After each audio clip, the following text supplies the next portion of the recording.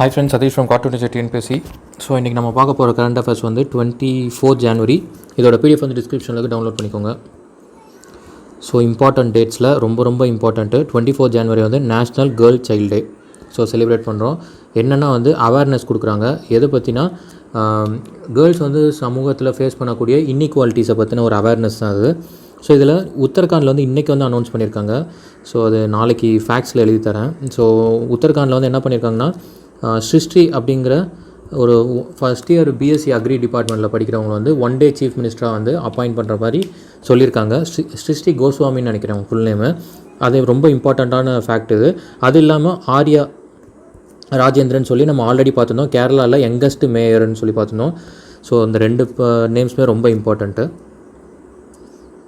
So அடுத்து 18th January to 17th February வந்து national road safety மந்த்தாக celebrate பண்ணாங்க. இதுதான் ஃபஸ்ட்டு. நம்ம ஆல்ரெடி என்ன பார்த்தோம், வீக்கு பார்த்துருந்தோம். ஸோ ரோட் சேஃப்டி வீக்கு பார்த்துருந்தோம். இது வந்து மந்த்துக்குள்ள டேட். இது 18 ஜனவரிலேருந்து 17 February வரைக்கும். ஸோ இதுதான் ஃபஸ்ட்டு இந்த மாதிரி செலிப்ரேட் பண்ணுறது. அடுத்த டெத்து வந்து லாரி கிங். யாருன்னா டிவி ஹோஸ்ட்டு யூஎஸ்ஏல. ஸோ அவர் வந்து இறந்துட்டார். ரொம்ப ஃபெமிலியர் பர்சன் அப்படின்னு சொல்கிறாங்க. ஸோ அடுத்த awards Michael and Sheila Held prize அப்படின்னு சொல்லி 2021 வந்து யாருக்கு கிடச்சிருக்கு அப்படின்னா, இந்தியன் மேத்தமெட்டிஷியன் நிக்கில் ஸ்ரீவஸ்தவா. அது அப்புறம் அதை தவிர வந்து பெர்க்லே அண்ட் ஆடம் மார்க்கஸ் அப்படிங்கிறவங்களுக்கு 3 பேருக்கு கிடச்சிருக்கு. எதுக்காக அப்படின்னா, for solving Kadison Singer problem and Ramanujan graphs. இது ரெண்டையும் வந்து இந்த இதில் ஒர்க் பண்ணியிருக்காங்க. ரெண்டும் சால்வ் பண்ணதுக்காக உங்களுக்கு கிடச்சிருக்கு. இதை கொடுக்குறது யார் அப்படின்னா, national academy of sciences in USA. So இவங்க தான் கொடுக்குறாங்க. ஸோ இதில் வந்து நிக்கில் ஸ்ரீவஸ்தவா இந்தியன் மேத்தமெட்டிஷியன். அடுத்து national road safety award Virendra Singh Rathore அவருக்கு வந்து கிடச்சிருக்கு. ஆர்டிஓ அவர். ஸோ அவருக்கு கிடச்சிருக்கு வீரேந்திர சிங் ரத்தோர். ஸோ இம்பார்ட்டண்ட்டான ஃபேக்ட் தான் அது. அடுத்து வந்து நம்ம ஆல்ரெடி இது பார்த்துருந்தோம். ரமேஷ் பொக்ரியால் அவர்களுக்கு வந்து ஹிந்தி ரைட்டர்ஸ் கில்டு வந்து கனடாவில் வந்து ரெகக்னைஸ் பண்ணியிருந்தாங்க அப்படின்னு சொல்லி பார்த்தோம். என்ன கொடுத்துருக்காங்க அப்படின்னா, சாகித்ய கௌரவ் சமன். ஸோ இது வந்து பண்ணியிருக்காங்க. அவருடைய லிட்ரரி ஒர்க்ஸ்க்காக நிறையா புத்தகங்கள் எழுதியிருக்காரு. அரௌண்ட் 70-80 புக்ஸ் கிட்ட அவர் எழுதியிருக்காரு. ஸோ அவருக்காக வந்து சாகித்ய கௌரவ் சமன் சொல்லி ஹிந்தி ரைட்டர்ஸ் கில்டு கனடாவில் வந்து அவங்க கொடுத்துருக்காங்க. அடுத்து 51st இன்டர்நேஷ்னல் ஃபிலிம் ஃபெஸ்டிவல் எங்கே கோவாவில் நடக்குது. ஸோ அதில் வந்து Indian personality of the year award யாருக்கு கிடச்சிருக்கு அப்படின்னா, பிஸ்வஜித் சாட்டர்ஜி. ஸோ ஆல்ரெடி சில அவார்ட்ஸ் நம்ம பார்த்துட்ருக்கோம். அதில் வந்து பிஸ்வஜித் சாட்டர்ஜிங்கிறவருக்கு வந்து Indian personality of the year award கிடச்சிருக்கு. ஸோ மெயின் டாப்பிக்குள்ளே போயிடலாம். இன்டர்நேஷ்னல் ரிலேஷனில் ஃபஸ்ட்டு இம்பார்ட்டன்ட் பர்சனாலிட்டிஸில் யுனைடெட் நேஷன். ஸோ யுனைடெட் நேஷனுடைய செக்ரட்டரி ஜெனரல் யார் அப்படின்னா, அண்டோனியோ குட்ரஸ். ஸோ வந்து அவர் போர்ச்சுகல் கண்ட்ரியை சேர்ந்தவர். அடுத்து வந்து டெப்டி செக்ரட்டரி ஜெனரல் யார் அப்படின்னா, அமினா ஜே முகமது. அவங்க வந்து நைஜீரியாவை சேர்ந்தவங்க. அடுத்து வந்து பிரசிடென்ட் யாருன்னா ஓல்கன் போஸ்கிர். அவர் யாருன்னா டர்க்கியை சேர்ந்தவர். ஸோ யுனைடெட் நேஷனில் பிரசிடென்ட் வந்து என்னென்னா அவங்களோட டென்யூர் வந்து 1 year தான். ஸோ எவ்ரி 1 year வந்து இந்த இது மாறிக்கிட்டே இருக்கும். ஸோ அதனால் ஓல்கன் போஸ்கிர்ங்கிறவர் வந்து டர்க்கியை சேர்ந்தவர். நம்ம இதில் இந்தியாவிலேருந்தும் போயிருக்காங்க. விஜயலட்சுமி பண்டிட் அவர்கள் வந்து பிரசிடெண்ட்டாக வந்து இந்த போஸ்ட் வந்து ஹோல்ட் பண்ணியிருக்காங்க இந்தியாவில் சார்த்து. ஸோ அடுத்த செகண்ட் வந்து குளோபல் பிரிட்டன் குளோபல் புரோக்கர் அப்படின்னு சொல்லி சாத்தம் ஹவுஸ் அப்படின்னு சொல்லி Royal Institute of International Affairs அப்படின்னு சொல்கிறாங்க. ஸோ அவங்க தான் என்ன பண்ணியிருக்காங்கன்னா, ஒரு ரிப்போர்ட் ரிலீஸ் பண்ணியிருக்காங்க. அந்த ரிப்போர்ட்டோட டைட்டில் பேர்னா குளோபல் பிரிட்டன் குளோபல் புரோக்கர் அப்படின்னு சொல்லி. இது வந்து என்ன சொல்கிறாங்கன்னா, ஒரு பாலிசி ஃப்ரேம் ஒர்க் மாதிரி சொல்கிறாங்க. எப்படின்னா, யூகே வந்து பிரெக்சிட்டுக்கு அப்புறம் ஸோ அதுலேருந்து வெளியே வந்துட்டாங்க. அவங்க யூரோப்பியன் யூனியன் அதுலேருந்து வெளியே வந்துட்டாங்க. ஸோ அந்த பிரெக்சிட்க்கு அப்புறம் என்ன மாதிரி அவங்க பண்ணணும் அப்படிங்கிறாங்க. அதில் ஒரு ரோட் மேப் மாதிரி போட்டிருக்காங்க. அதில் என்ன சொல்கிறாங்கன்னா, டிஃபிகல்ட் 4 countries அப்படிங்கிறாங்க. அதில் 4 countries வந்து அதில் China, Saudi Arabia, Turkey and India 4மே வந்து டிஃபிகல்ட் 4 countries அப்படின்னு சொல்லி நேம் பண்ணுறாங்க அந்த ரிப்போர்ட்டில். அடுத்து உங்கா ஓட்டிங் அப்படின்னா யுனைடெட் நேஷன் ஜென்ரல் அசம்பிளி. அதான் யுனைடெட் நேஷன் ஜென்ரல் அசம்பிளி தான் அது உங்கான்னு சொல்லுவாங்க. ஸோ அது என்ன ஓட்டிங் அப்படின்னா, யுனைடெட் நேஷன் ஜென்ரல் அசம்பிளியில் எல்லா மெம்பர் கண்ட்ரிஸும் அதில் வந்து சீட்டிங் அவங்களுக்கான ஓட்டிங் ரைட்ஸ் இருக்கும். எந்த ரெசல்யூஷன்ஸ் பாஸ் பண்ணாலும் அதுக்கான ஓட்டிங் பண்ணுவாங்க. இதில் என்ன அப்படின்னா, செக்ரட்டரி ஜெனரல் வந்து என்ன பண்ணுறாரு, பிரசிடெண்ட்டுக்கு வந்து லெட்டர் அனுப்பிடுறாரு. இந்த மாதிரி வந்து இதெல்லாம் வந்து பேமெண்ட் இருக்குது, இதை வந்து நம்ம ஹோல்ட் பண்ணணும் அப்படின்னு சொல்லி அதை வந்து அந்த இதை பற்றி ஞாபகப்படுத்துகிறார். யுனைடெட் நேஷன் சார்ட்டர் வந்து என்ன சொல்லுதுன்னா, சஸ்பென்ஷன் பண்ணிடுவாங்க. என்னென்னா, அவங்களுடைய ஓட்டிங் ரைட்ஸை, அந்த மெம்பர் கண்ட்ரிஸோடைய ஓட்டிங் ரைட்ஸை வந்து சஸ்பெண்ட் பண்ணலாம். எப்போனா அவங்க வந்து அந்த டியூ வந்து பே பண்ணாமல் இருந்தாங்கன்னா, 2 yearsக்கு வந்து பே பண்ணவே இல்லை. ஸோ அதனால் வந்து ஈரான், இது வந்து ஒரு ஃபெமிலியர் கண்ட்ரி. ஈரான் வந்து ஃபெமிலியர் கண்ட்ரி. அது இல்லாமல் ஆஃப்ரிக்கன் கண்ட்ரியில் இருக்கக்கூடிய மற்ற சில கண்ட்ரிஸ் வந்து என்ன, லிபியா, நைஜர், சென்ட்ரல் ஆஃப்ரிக்கன் ரிப்பப்ளிக்கு. அடுத்து வந்து இது வந்து காங்கோ, பிரசாவிலங்கிறது அதோடைய கேபிட்டல் நினைக்கிறேன். So Zimbabwe and south Sudan. So இது எல்லாமே வந்து சஸ்பெண்ட் பண்ணுறாங்க. இவ்வளோ தானா இருக்குது அப்படின்னா இல்லை, இது எல்லாமே இன்னொரு 3 கண்ட்ரி இருக்குது. உதாரணத்துக்கு வந்து சொமாலியா இருக்குது. பட் இவங்க வந்து என்ன பண்ணியிருக்காங்க, ப்ராப்பர் எக்ஸ்ப்ளனேஷன் கொடுத்துட்டாங்க, அது எடுத்துக்கிற மாதிரி இருக்குது. அதனால் வந்து அவங்க என்ன பண்ணிட்டாங்க, பெர்மிஷன் பண்ணிட்டாங்க. ஈவன் தான் அவங்க டியூ பே பண்ணலைன்னா கூட பெர்மிஷன், ஓட்டிங் ரைட்ஸ் பெர்மிஷன் இருக்குது. ஸோ உங்கள் United nation general assembly voting வந்து 2 இயர்ஸ் டைமுக்குள்ளே பே பண்ணியிருக்கணும். அடுத்து D10 கண்ட்ரிஸ். இது வந்து யூகே வந்து என்ன சொல்கிறாங்கன்னா, ஆல்ரெடி வந்து யூகே வந்து இன்வைட் பண்ணியிருந்தாங்க 3 கண்ட்ரிஸ். எதுக்குன்னா G7 சமிட்டுக்கு. ஸோ G7நாலே ஆல்ரெடி நம்ம என்ன பார்த்தோம், ஜூஸ் GF அப்படின்னு சொல்லி ஒரு கோட் வேர்ட் மாதிரி பார்த்துருந்தோம். இதுதான் மெம்பர் கண்ட்ரிஸு. இந்த கண்ட்ரிஸ் என்னன்னா எக்கானமிக்கலி ரொம்ப ஹை இது இருக்கும். அது இல்லாமல் ஹியூமன் டெவலப்மெண்ட் இண்டெக்ஸும் ரொம்ப ஹை ரேங்கிங்கில் இருக்கும். ஸோ பெஸ்ட் பர்ஃபார்மிங் ஸ்டேட்ஸ் தான் வந்து அதில் இருக்கும். அதில் வந்து G7 வந்து சைனா கிடையாது, ரஷ்யா வந்து இருந்திருக்கு. பட் ஆனால் அதுக்கப்புறம் வந்து 2014 வந்து திரும்பி வந்து அவங்க ஒரு சில இதில் வந்து ஈடுபட்டிருப்பாங்க, பாலிசி வயலேஷன்ஸில் ஈடுபட்டிருப்பாங்க. அதனால் வந்து திரும்பி வந்து ரஷ்யா வெளியே போயிருக்கும். ஸோ G7 சமிட் வந்து இதில் என்ன பண்ணுறாங்க, India, Australia and South Korea 3 கண்ட்ரியை வந்து யூகே வந்து இன்வைட் பண்ணுது. ஏன் யூகே இன்வைட் பண்ணுறாங்கன்னா, 2021 வந்து ஜூன் மாதம் வந்து யூகே தான் வந்து இந்த சமிட்டை வந்து ஹோல்ட் பண்ண போகிறாங்க, நடத்த போகிறாங்க. ஸோ அதனால் வந்து அவங்க இந்த 3 இதுக்கும் இன்வைட் பண்ணியிருக்காங்க. ஸோ கோடோட IASன்னு ஞாபகம் வச்சுக்கலாம். So India, Australia and South Korea. இதை வந்து என்ன சொல்கிறாங்கன்னா D10 அப்படின்னு சொல்கிறாங்க யூகே. ஏன் D10 சொல்கிறாங்கன்னா, 10 பிக்கஸ்ட் டெமோக்ரஸிஸ், அந்த டெமோக்ரஸி தான் Dன்னு சொல்கிறாங்க. ஸோ இதை D10 குரூப் அப்படின்னு சொல்கிறாங்க. இதில் வந்து Australia, India and South Korea join ஆகுது. அடுத்து 4th வந்து டிஃபென்ஸு. ஆயுஷ்மான் CAPFனா சென்ட்ரல் ஆர்ம்டு போலீஸ் ஃபோர்ஸு. இது வந்து மொத்தம் 5 இருக்குது. உள்ளே வந்து பார்டர் செக்யூரிட்டி ஃபோர்ஸ் இருக்குது, அப்புறம் வந்து CRPF இருக்குது, central reserve police force, CISF இருக்குது, சென்ட்ரல் இண்டஸ்ட்ரியல் செக்யூரிட்டி ஃபோர்ஸ், அப்புறம் வந்து இண்டோ டிபெட்டியன் பார்டர், ஸோ அப்புறம் வந்து SSB இருக்குது. ஸோ இது 5 சேர்ந்தது தான் இந்த CAPF. இது இல்லாமல் அப்புறம் வந்து நேஷனல் செக்யூரிட்டி கார்ட்ஸு, அப்புறம் வந்து இன்னொரு ஏஜென்சி, மொத்தம் 8 ஏஜென்சிக்கு வந்து இதை பெர்மிட் பண்ணியிருக்காங்க. ஆயுஷ்மான் CAPFங்கிறது என்ன, ஒரு ஹெல்த் இதுதான். நம்ம ஆயுஷ்மான் பாரத் பிரதான் மந்திரி ஜன் ஆரோக்கிய யோஜனா. ஸோ இந்த இதில் மூலியமாக என்ன பண்ணுறாங்க, இந்த ஹெல்த் கார்டு ஸ்கீம் வந்து ஆர்மி பர்சனல்ஸ்க்கு, அதாவது பேராமிலிட்டரியில் இருக்கக்கூடிய பர்சனல்ஸ்க்கும் அவங்களுடைய ஃபேமிலிஸ்க்கும் வந்து போகிற மாதிரி, பெனிஃபிட் ஆகிற மாதிரி யூனியன் ஹோம் மினிஸ்ட்ரி என்ன பண்ணியிருக்காங்கன்னா ஒரு MOU சைன் பண்ணியிருக்காங்க. யார் கூடனா, நேஷனல் ஹெல்த் அத்தாரிட்டி கூட. ஸோ 28 lakh பர்சனல்ஸ் வந்து இதனால் வந்து பெனிஃபிட் ஆவாங்க அப்படின்னு சொல்கிறாங்க. So Ayushman CAPF. அடுத்து 5th வந்து இக்கானமியில் ஹல்வா ரிச்சுவல் அப்படின்னு சொல்லி ஒரு செரிமனி வந்து நடத்தியிருக்காங்க. எங்கன்னா வந்து பார்லிமெண்ட்டில் தான் அங்கே அந்த கீழே வந்து பட்ஜெட் செஷன் வந்து பட்ஜெட் வந்து தாக்கல் பண்ணுவாங்க இந்த February 1 அதுக்கு வந்து என்ன பண்ணுவாங்க, அந்த பட்ஜெட் வந்து ப்ரிப்பேர் பண்ணுவாங்க. பேப்பர்ஸ் வந்து என்னென்ன இதெல்லாம் டாக்குமெண்ட்ஸ் வந்து பிரிண்ட் பண்ணுவாங்க. அது வந்து 15 days ஒர்க் நடக்கும். அதில் வந்து 15 days அங்கேயே தான் 100 எம்ப்ளாயிஸ் கிட்ட ஒர்க் பண்ணுவாங்க. அங்கேயே தான் இருப்பாங்க. பார்லிமெண்ட்டுக்கு அண்டர் கிரவுண்டில் இருக்குது இந்த பிரிண்டிங் மிஷின் இருக்கிற செட்டப் வந்து அங்கே இருக்குது. பட் இந்த கொரோனானால் என்ன பண்ணிட்டாங்க, ஆல்ரெடி வந்து சஸ்பெண்ட் பண்ணிட்டாங்கன்னு சொல்லி நம்ம பார்த்துருந்தோம். ஸோ இதுதான் ஃபஸ்ட்டு டைம் வந்து பேப்பர்லெஸ்ஸாக போக போகுது அப்படின்னு சொல்லி பார்த்துருந்தோம். பட் எப்போவுமே அந்த பட்ஜெட்டை வந்து பிரிண்டிங் பண்ணுறதுக்கு முன்னாடி என்ன பண்ணுவாங்கன்னா ஹல்வா ரிச்சுவல் அப்படின்னு சொல்லி அங்கே ஒன்று செலிப்ரேட் பண்ணுவாங்க. அதை அட்டன் பண்ணியிருக்கிறது யாருன்னா ஃபினான்ஸ் மினிஸ்டர் நிர்மலா சீதாராமன் அவர்களும். அடுத்து வந்து மினிஸ்ட்ரி ஆஃப் ஸ்டேட் வந்து அனுராக் தாக்கூர். இது ஏன் வந்து மினிஸ்ட்ரி ஆஃப் ஸ்டேட் இருக்குது அப்படின்னா, ஒரு பெரிய போர்ட்ஃபோலியோஸ் வந்து ஒருத்தரால் ஹேண்டில் பண்ண மாட்டாங்க. ஸோ அவங்க ஹெல்ப் பண்ணுறதுக்காக 1 or 2 ரெண்டு பேர் கூட இருப்பாங்க. ஸோ அதை போல் வந்து ஃபினான்ஸ் மினிஸ்ட்ரியோட மினிஸ்டர் ஆஃப் ஸ்டேட் யார் அப்படின்னா அனுராக் தாக்கூர் அவர்கள். ஸோ இப்போ இது வந்து என்ன சொல்கிறாங்கன்னா, இண்டிபெண்டன்ஸ் கிடைச்ச நம்ம 1947 இண்டிபெண்டன்ஸ் கிடைச்சதுலே ஃபஸ்ட்டு டைம் அப்போ பட்ஜெட் வந்து எப்போ தாக்கல் பண்ணியிருக்காங்கன்னா 26 November 1947. அதுக்கப்புறம் இப்போ தான் வந்து பேப்பர்லெஸ்ஸாக போக போகுது அப்படின்னு சொல்கிறாங்க. அது மட்டும் இல்லாமல் ஒரு ஆப் வந்து லான்ச் பண்ணுறாங்க, யூனியன் பட்ஜெட் மொபைல் ஆப். அது பேர் எதுக்காக அப்படின்னா, அங்கே இருக்கக்கூடிய member of the parliament MPs, Rajya Sabha லோக்சபாவில் இருக்கக்கூடிய மெம்பர்ஸும் பப்ளிக்கும் வந்து அந்த பட்ஜெட் வந்து ஆக்சஸ் பண்ணிக்கிறதுக்காக கிரியேட் பண்ணியிருக்காங்க யூனியன் பட்ஜெட் மொபைல் அப்ளிகேஷன்.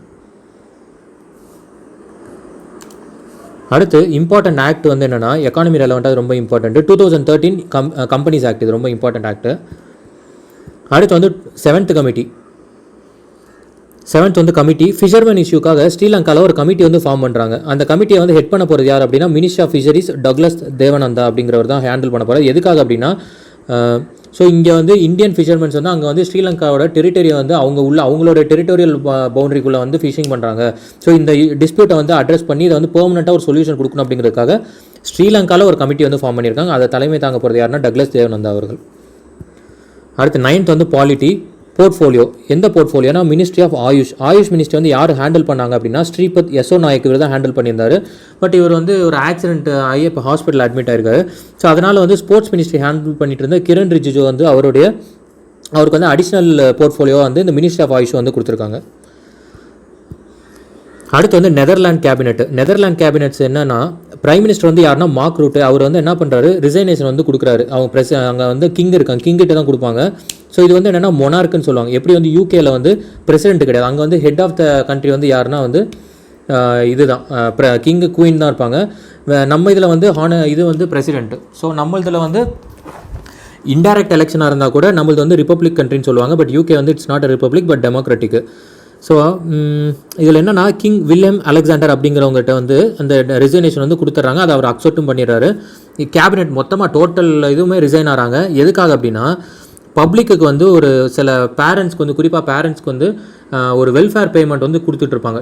அந்த பேமெண்ட் வந்து ஒரு ஃப்ராடுலன்ஸ் பண்ணி ஒரு இல்லீகலாக வந்து அதை வந்து கிளைம் பண்ணி அவங்க வாங்கிட்டு இருக்காங்கன்னு சொல்லி கவர்மெண்ட்லேருந்து ஒரு அக்யூசேஷன் பண்ணியிருப்பாங்க. பட் அது தவறாக இருந்திருக்கும். ஸோ அதனால் அதை வந்து பொறுப்பேற்றுட்டு என்ன பண்ணிடுறாங்க, டோட்டல் மினிஸ்ட்ரியை வந்து அவங்க டோட்டலாக வந்து ரிசைன் பண்ணுறாங்க. ஒரு டிபார்ட்மெண்ட் பண்ண தப்புக்காக டோட்டல் மினிஸ்ட்ரியுமே அவங்க ரிசைன் பண்ணிட்டு வெளியே வராங்க.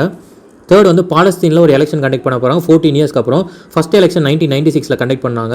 Parliamentary election, presidential election, national councils எல்லாமே டோட்டலாக மொத்தம் 3 இதுக்குமே சேர்ந்து நடக்க போகுது எலெக்ஷன்ஸு. அடுத்து வந்து கேட்டல் ஆர்டினன்ஸ். என்னென்னா கர்நாடகாவில் வந்து ஒரு 2020 வந்து ஒரு ஆர்டினன்ஸ் போட்டிருந்தாங்க. என்னென்னா prevention of slaughter and preservation of cattle அப்படிங்கிற ஒரு ஆர்டினன்ஸ் வந்து ஒன்று பாஸ் பண்ணியிருந்தாங்க.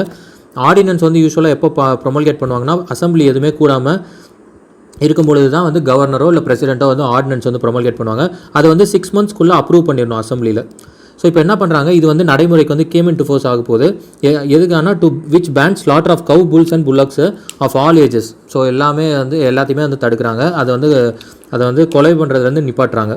ஸோ கர்நாடகா வந்து பாஸ் பண்ணியிருக்காங்க. அடுத்து வந்து 11th வந்து புக்ஸில் ரொம்ப இம்பார்ட்டண்ட்டு, நம்ம தமிழ்நாட்டை சேர்ந்தது இது.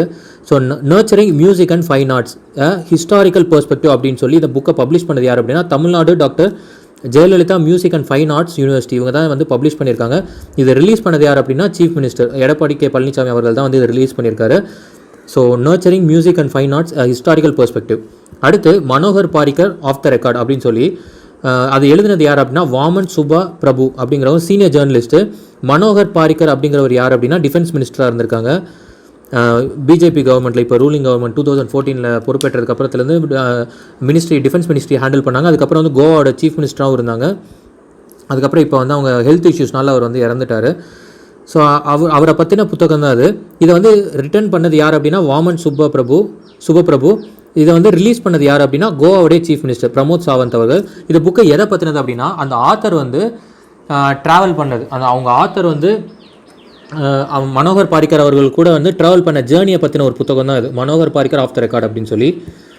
அடுத்து வந்து 12th டாபிக் வந்து ஸ்பேஸு. H3 ராக்கெட் அப்படின்னு சொல்லி ஜாக்ஸா அவங்க தான் லான்ச் பண்ண போகிறாங்க. ஜாக்ஸானா யார், ஜப்பானுடைய space agency, Japan aerospace exploration agency. NASA வந்து USA, இஸ்ரோ வந்து இந்தியா. ஸோ ஜாக்ஸாங்கிறது வந்து ஜப்பானுடைய ஸ்பேஸ் ஏஜென்சி. H3 ராக்கெட் வந்து லான்ச் பண்ண போகிறாங்க 2021. இதை டிசைன் பண்ணது எல்லாமே பார்த்தோன்னா அந்த ஜாக்ஸாவும் மிட்சுபிஷி இவங்க 2 பேரும் சேர்ந்து தான் வந்து பண்ணியிருக்காங்க. இது வந்து என்ன பண்ண போகுதுன்னா it paves way for next generations transportation technology அப்படின்னு சொல்கிறாங்க. ஸோ டிரான்ஸ்போர்ட்டேஷன் டெக்னாலஜிஸ்க்கு வந்து இது வந்து நெக்ஸ்ட் ஸ்டேஜாக வந்து கொண்டு போகிறாங்க. So JAXA H3 rocket. அடுத்து வந்து 13th வந்து சயின்ஸ் அண்ட் டெக்கில் இம்பார்ட்டன்ட் பர்சனாலிட்டி யாருன்னா டெட்ரோஸ். இவர் யாருன்னா chief of World Health Organization.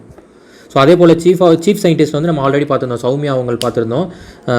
So இதே போல் டெட்ரோஸுங்கிறவர் தான் வந்து அதோடைய சீஃபாக இருக்கார். ஸோ எமினன்ட் பர்சனாலிட்டி தான். So important organisation. இதில் வந்து USA வந்து ஆல்ரெடி வந்து வெளியே இதில் வந்து மெம்பர்ஷிப் போட்டு வெளியே போகிறோன்னு சொல்லி டொனால்ட் ட்ரம்ப் அட்மினிஸ்ட்ரேஷன் வந்து சொல்லியிருந்தாங்க. பட் இப்போ வந்து ஜோ பைடன் அவர்கள் வந்து என்ன சொல்லிட்டாங்கன்னா வந்து இதில் நாங்கள் திரும்பி வந்து மெம்பராக ஜாயின் பண்ண போகிறோம் அப்படின்னு சொல்லிட்டாங்க. ஸோ எவ்வளோ ட்ரில்லியன் ஃபண்ட்ஸ் வந்து அவங்க சாங்ஷன் பண்ணியிருக்காங்க USA வேர்ல்டு ஹெல்த் ஆர்கனைசேஷனுக்காக. அடுத்து வந்து மைஸ் பேராலிசிஸ் அப்படின்னா என்னென்னா ஜெர்மன் ரிசர்ச்சர்ஸ் வந்து எங்கன்னா இந்த ரூர் யூனிவர்சிட்டி போச்சுமில் வந்து இருக்குது. அது வந்து என்ன பண்ணுறாங்க, மைஸ் வந்து பேரலைஸ் ஆன மைஸை திரும்பி வந்து ட்ரீட்மெண்ட் பண்ணி அதை வந்து ஆக்டிவ் பண்ணியிருக்காங்க. ஸோ இதுதான் வந்து இதை வந்து எப்படின்னா இன்னும் ஹியூமன்ஸில் அடுத்து வந்து இது ஒரு பெரிய சேஞ்சை வந்து உருவாக்கும் அப்படிங்கிறாங்க. குறிப்பாக வந்து பேரலைஸ் ஆகிறது வந்து முக்கிய காரணம் என்னென்னா மோஸ்ட்லி ஸ்போர்ட்ஸ் பர்சன்ஸ்க்கும் அண்டு இது ஆக்சிடென்ட்ஸ்னால. ஸோ இதனால தான் நிறையா பேர் வந்து ஸ்பைனல் கார்டு இன்ஜுரி ஆகி பேரலைஸ் ஆகிறதுக்குலாம் நிறையா இது இருக்கும். ஸோ அதை வந்து என்ன பண்ணுறாங்க, அதை அட்ரஸ் பண்ணுற விதமாக ஒரு ரிசர்ச் போயிட்டுருக்கு. அது வந்து மைஸில் வந்து பண்ணும்பொழுது சக்ஸஸ்ஃபுல்லாகவும் இருந்திருக்கு. அதில் குறிப்பாக என்ன பண்ணுறாங்கன்னா இந்த ப்ரோட்டீனை வந்து ஆக்டிவேட் பண்ணணும், ஹைப்பர் இன்டர்லூக்கின் 6 அப்படிங்கிறத ஆக்டிவேட் பண்ணணும். அதுக்கான ஒரு இன்ஜெக்டிங் கேரியர்ஸ், அதாவது அதை ஆக்டிவேட் பண்ணும் விதமாக வந்து சில ட்ரீட்மெண்ட் பண்ணுறாங்க. அது வந்து என்ன பண்ணுன்னா பிரெயினை வந்து ஆக்டிவேட் பண்ணும், இந்த பேரலைசிஸை வந்து அது வந்து ஓவர் கம் பண்ண முடியும் அப்படின்னு சொல்லி இந்த ரிசர்ச்சில் வந்து சொல்லியிருக்காங்க. அடுத்து வந்து ஹூ எக்ஸிக்யூட்டிவ் போர்டு வந்து 148th செஷன் வந்து கண்டக்ட் பண்ணியிருக்காங்க. அதோட சேர்மன் யார் பண்ணியிருக்கா, அதை தலைமை தாங்கி நடத்துனது யாருன்னா ஹர்ஷ்வர்தன் அவர்கள். நம்ம மினிஸ்ட்ரி ஆஃப் ஹெல்த்தோட இது பண்ணுறாங்க. அதே போல் நம்ம ஆல்ரெடி காவி அலையன்ஸில் வந்து மெம்பர்னு சொல்லியிருந்தோம். ஸோ அதையும் வந்து எடுத்து அதோட ஹெட் யார் அப்படின்னா ஹர்ஷ்வர்தன் அவர்கள் தான். அதாவது அந்த நம்ம கண்ட்ரியை ரெப்ரசென்ட் பண்ணுறவர் அவர். ஸோ இதில் வந்து என்ன சொல்லியிருக்காரு அப்படின்னா 2020 வந்து இயர் ஆஃப் சயின்ஸ் அப்படின்னு சொல்லி டிஃபைன் பண்ணியிருக்காங்க. ஸோ 21 வந்து எப்படின்னா year of global solidarity and சர்வைவலாக இருக்கும் அப்படின்னு சொல்லி அவர் வந்து ஹர்ஷ்வர்தன் வந்து அவர்கள் வந்து சொல்லியிருக்காரு இந்த அட்ரஸில், இந்த செஷனில். அடுத்து வந்து 14th வந்து ஜாகிரஃபி. நேதாஜி எக்ஸ்பிரஸ் அப்படின்னு சொல்லி ட்ரெயினுக்கு வந்து ஒரு இதை வந்து நேம் பண்ணி மாற்றிருக்காங்க. எதுக்குன்னா அந்த ஹவுரா கல்கா அப்படிங்கிற மெயில் எக்ஸ்பிரஸ் வந்து என்ன பண்ணுறாங்க, நேதாஜி எக்ஸ்பிரஸ்னு சொல்லி இந்தியன் ரயில்வேஸ் வந்து சொல்லியிருக்காங்க. 125th பர்த் அனிவர்சரி பார்த்துருந்தோம் சுபாஷ் சந்திரபோஸ் அவர்களுக்கு. ஸோ இந்தியன் ரயில்வே வந்து இந்த மெயிலை வந்து நேதாஜி எக்ஸ்பிரஸ்ன்னு சொல்லி மாற்றிருக்காங்க. அடுத்து வந்து ஜூ வந்து ரீநேம் பண்ணியிருக்காங்க. எங்கே அப்படின்னா மகாராஷ்டிராவில் நாக்பூரில் இந்த கோரேவாடா ஜூ அப்படிங்கிறத வந்து என்ன பண்ணுறாங்க, பாலா சாஹேப் தாக்கரே அப்படின்னு சொல்லி அதை வந்து ரீநேம் பண்ணுறாங்க மகாராஷ்டிரா கவர்மெண்ட். அதுக்கு வந்து ரெசல்யூஷன்ஸ் வந்து பாஸ் பண்ணியிருக்காங்க. ஸோ யார் அப்படின்னா பால் தாக்கரே அவர் பேர். ஸோ அவர் வந்து யார் அப்படின்னா சிவசேனாவுடைய ஃபவுண்டர். ஸோ இப்போ இருக்கக்கூடிய சீஃப் மினிஸ்டர் உத்தவ் தாக்கரேவுடைய ஃபாதர். ஸோ அடுத்து ஸ்ட்ராபெரி ஃபெஸ்டிவல் வந்து எங்கே நடக்குது, கண்டக்ட் பண்ணுறாங்க அப்படின்னா யூபியில். எந்த இடத்துலனா ஜான்சியில். ஸோ இதனால் என்ன ஆகும் அப்படின்னா அந்த பண்டல்கண்ட் ரீஜனே வந்து இன்னும் வந்து அது ஒரு பெரிய ஐடென்டிட்டி கிடைக்கும். அதே போல் அந்த ரீஜன் வந்து இன்னும் பூஸ்டப் ஆகும் எக்கனாமிக்கலி அப்படின்னு சொல்லி சீஃப் மினிஸ்டர் வந்து அட்ரஸ் பண்ணியிருக்காரு யோகி ஆதித்யநாத் அவர்கள். So strawberry festival Jhansi. Already நம்ம செரி ஃபெஸ்டிவல்னு பார்த்துருந்தோம், கல்ரவ் ஃபெஸ்டிவல், இது மாதிரி நிறையா ஃபெஸ்டிவல்ஸ் பார்த்துட்ருக்கோம். ஸோ எல்லாமே இம்பார்ட்டன்ட் தான். அடுத்து வந்து 4th வந்து இந்தியன் மெட்ரலாஜிக்கல் டிபார்ட்மெண்ட் வந்து 146th ஃபவுண்டேஷன் வந்து செலிப்ரேட் பண்ணியிருக்காங்க. எப்போ January 15th. ஸோ இது வந்து 1875 கல்கட்டாவில் வந்து எஸ்டாப்ளிஷ் பண்ணுறாங்க. இது எந்த மினிஸ்ட்ரி கீழே இருக்குன்னா மினிஸ்ட்ரி ஆஃப் எர்த் சயின்சஸ் கீழே இருக்குது. ஸோ இவங்களுடைய வேலை என்னென்னா குறிப்பாக சைக்ளோன்ஸ் வந்து ப்ரிடிக்ட் பண்ணுறது, அதுவும் குறிப்பாக அந்த north Indian ocean region. So இங்கே இருக்கக்கூடிய கண்ட்ரீஸ்க்கு வந்து அலர்ட்டும் பண்ணணும், அதே போல் இந்த சைக்ளோன்ஸை ப்ரிடிக்ட் பண்ணுறது. ஸோ அதுவும் ரீசெண்டாக நம்ம சைடில் என்ன பார்த்தோம், நிவர் அண்ட் புரேவி பார்த்துருந்தோம். அது ரொம்ப இம்பார்ட்டண்ட்டானது. ஸோ ஐஎம்டியோடையது இதில் மொத்தம் 6 ரீஜன்ஸ் இருக்குது. அது இல்லாமல் நம்ம இன்னொரு ஃபேக்ட் இதில் என்ன பார்த்தோம்னா லடாக்கில் வந்து ஒரு சென்டர் வந்து எஸ்டாப்ளிஷ் பண்ணுறாங்கன்னு சொல்லி பார்த்தோம். ஹை ஆல்டிடியூடில் செட்டப் பண்ண போகிற ஃபஸ்ட்டு சென்டர் அது இந்தியாவில்.